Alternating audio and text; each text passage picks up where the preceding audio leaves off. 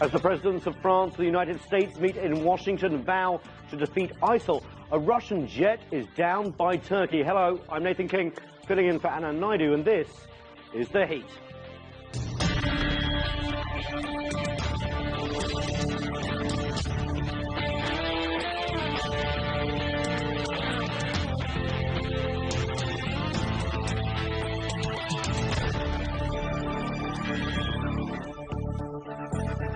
Following the recent terror attacks in Paris, French President François Hollande has been building an international effort to ramp up the fight against ISIL. Tuesday, he was here in Washington, D.C. for a meeting with U.S. President Barack Obama at the White House. Obama showed strong solidarity for Hollande's efforts.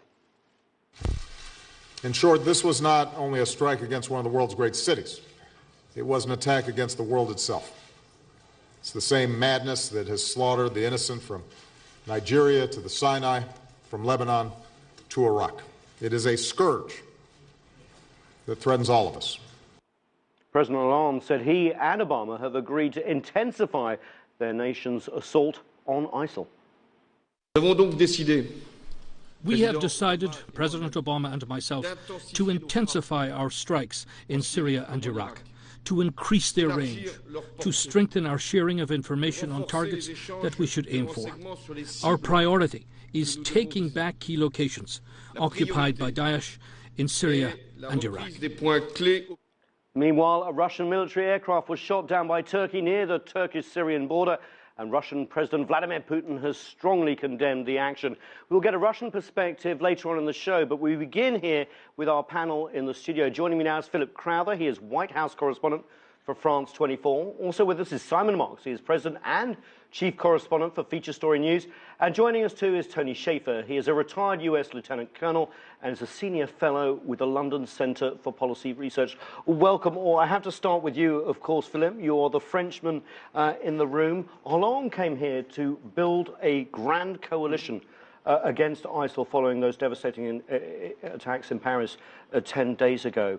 But then we saw the downing of this Russian jet over Syria. Can one happen while what's going to happen in Syria? Well, I think it certainly gave US President Obama a chance to use that downing of the jet as a description for him of what is not going right in terms of the Russian tactics. He says that if the Russians are downing this jet in that area, it shows that they're not attacking the Islamic State organization. And that's, of course, precisely what French President Hollande is looking for, is for Russia to change its tactics, to come on board in that fight against the Islamic State group, which, of course, according to the Americans, they're not doing at this point. He wanted that great coalition, as he says, and that might be a term that he regrets by now, because he got none of that, did he, during this meeting with President Obama? Tony Shaffer, I mean, President Obama, while praising his friend President Hollande, seemed to basically be defending U.S. strategy so far in the fight against ISIS, basically saying that they're contained. Well, defending a failed strategy, that's the whole point of this. Yeah, and President Obama mentioned the 65-member coalition, which I'd still like to know all the memberships and what exactly they're doing. Let me be blunt here. Look, I've talked to folks at the Pentagon, I've talked to folks down south at Central Command. The strategy has not worked, and I think this is where I think President Obama continues to derail his own effort.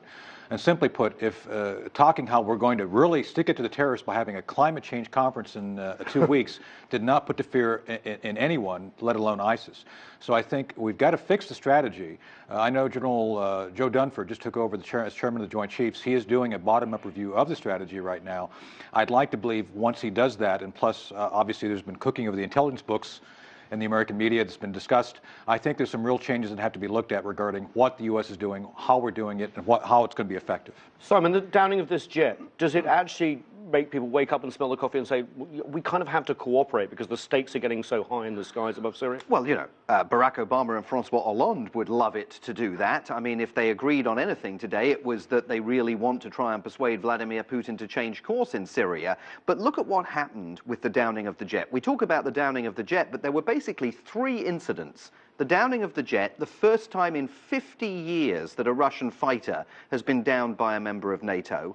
Then the killing of the 2 pilots as they parachuted to what they thought was safety by Turkmen rebels, loosely allied with the United States, and then an attack on a Russian rescue helicopter. If you're Vladimir Putin sitting in the Kremlin with the opportunity to say, look, I've been telling you that the Americans are allied with these awful ragtag group of people in Syria.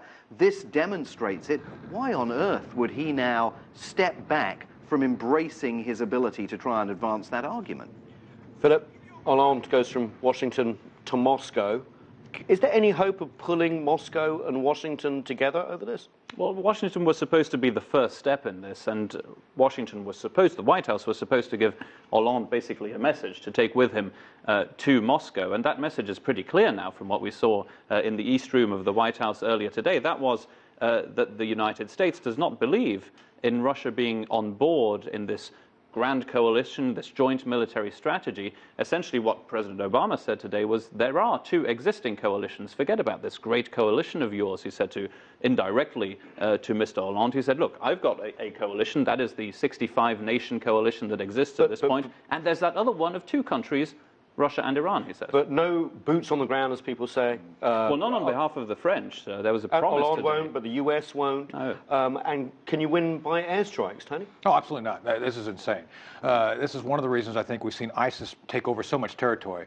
Ungoverned space is the key here. We saw in Libya once Muammar Gaddafi was deposed, chaos ensued. That's what we have to prevent in Syria. That's why I understand what Vladimir Putin is trying to do. And the Russians would argue in Iraq, in Cote d'Ivoire, wherever there's been an intervention, where exactly. this happens. And so that's why I think in limited terms what Russia is doing is good. They need to stabilize Syria. With that said, though, Putin's in it for Putin. Putin's long-term strategy is to gain control of 60% of the world oil. We see it coming. Well, and the idea here is it's not simply just two countries. It's actually Syria, Iran, and Russia. We're calling it the Damascus Pact, and frankly, a big chunk of Iraq will probably go with it as well. So this is no small issue. Well, Simon, pick up on that. Because is the way to defeat ISIL through actually getting some sort of movement to peace or cohabitation on the ground in Syria? Well, they both said that at the White House today, didn't they? Even, it's just worth noting, and you heard it in the clip at the beginning of the program, Francois Hollande was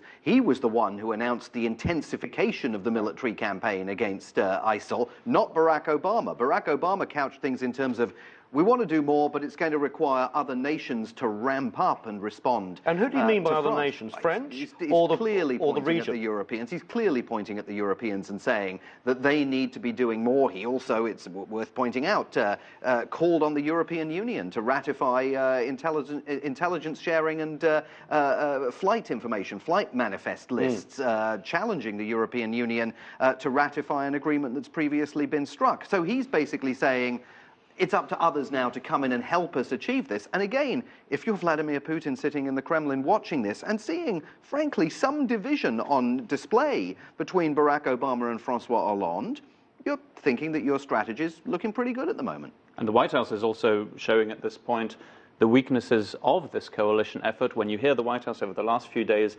insisting again and again that, yes, there's been an intensification from the French. In other words, 20 or so airstrikes on the first day after the attacks in Paris, very little after that. But the White House has been very clear, none of that would have been possible without American help. And that is American help that concerns pretty much everything other than the actual airstrikes. The targeting is American, the intelligence is American, even the search and rescue effort, if it had been needed, says the White House, would have been done on behalf of the Americans. If a French pilot had been shot down over Syria, the Americans would have gone in. Simon, you've covered Washington for a long time. Francois Hollande's rhetoric has been compared to George W. Bush after the 9/11 attacks. The war on terror launched again from Paris.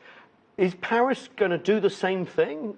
Look, I think to be fair to Francois Hollande, he came to Washington with an enormous degree of moral authority behind his back. I mean, what took place in Paris last week was absolutely comparable in geopolitical terms to the attacks on the United States of September 11th, 2001. And I think it is perfectly understandable that he's trying to position himself as the central figure to bring about a more coordinated international response to it. The problem is you've got these other figures, Barack Obama on the one hand, Vladimir Putin on the other, whose calculations are not entirely based around the magnitude and the gravity of the events that took place in Paris. It's natural that that's what's driving Francois Hollande. The French electorate is driving that too. But these... Tony, so you think that The chance of a global alliance to defeat ISIL, not just from the air, but also with regional allies, is a bit of a pipe dream in the moment? Well, we have to. One of the concepts we But it's not happening. Well, we put forward a concept almost 2 years ago now of an Arab NATO, if you will. I've talked personally to President al-Sisi about this. The Arabs are willing to do something more, to actually go into the part of Iraq that Sunni on Sunni, trying to basically settle at peace. And then the Kurds. I've had direct contact with all the Kurds. We've brought the Kurds in to meet with Senator McCain. The question now becomes, can we put the pieces together to be effective for our interests, Western interests? The Russians have already said they're in it to win it for their guy. There's no doubt now. Today made it very clear. And while President Hollande is trying to say, and he did actually say this, we should avoid escalation of doing things against the Russians, Barack Obama said within the next 30 seconds, Putin deserved what he got. So it's very clear the messaging on our side is broken, and I agree. This is an opportunity for President Putin to move on down the road with his game plan. Well, what about Turkey here? Because Turkey is a member of NATO, part of this coalition. But you noticed from NATO's comments today, Philip, that they were really saying, hey, Turkey, don't rush to judgment. It almost seemed as if they were saying, you know, really shouldn't have shot down this plane. You could have escorted it out of airspace. What do you think? And I think that's pretty much what the administration is saying today as well. From what I've been seeing, yeah, absolutely. From what I've been seeing recently, do we have clear maps yet of where this plane actually went? It might have gone over a sliver of land, possibly during just. Well, the Russians put out their version, obviously, and the Turks were very quick in doing theirs too. Yeah. So you know, where are we going to go? Well, so the Pentagon said that the coalition forces had heard the Turkish pilots warning the Russians, but did not hear any response from the Russians. And if you look at what was said today at the State Department, what was said at the Pentagon, and what Turkey went through at NATO, where they were reportedly asked why they took such precipitate action, there's clearly some question about precisely what led up to the shooting down of that plane. And we know Turkey's been only so far with anybody on this. Clearly, they've been wishing to get rid of President Assad, period. Well, and I think this was, and then they've left the borders open for ISIS to come and go regarding replenishment, black market, all these other things. So Turkey has its own agenda as well. So this is even more complex by the fact that one of our close allies is actually playing its own game. Philip, final word. Will President Hollande get what he wants? Will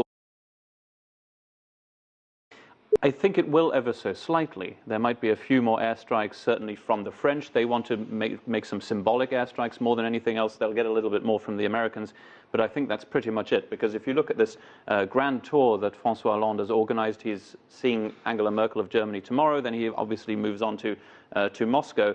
The first step simply has not worked out. He didn't get what he wanted. And the message that he takes to Moscow is basically a negative one. If you stay in your little coalition of 2 or 3, then we're not going to work together. That's the message from the White House. And you saw, if you make the 9/11 comparison, this is a president who's on a war footing, self-declared war footing, who was cut down very, very quickly by the most powerful man in the world in the East Room of the White House and was told, your plan won't work. Philip Crowther from France 24, thank you so much. Simon Marks from Feature Story News, Tony Shaffer.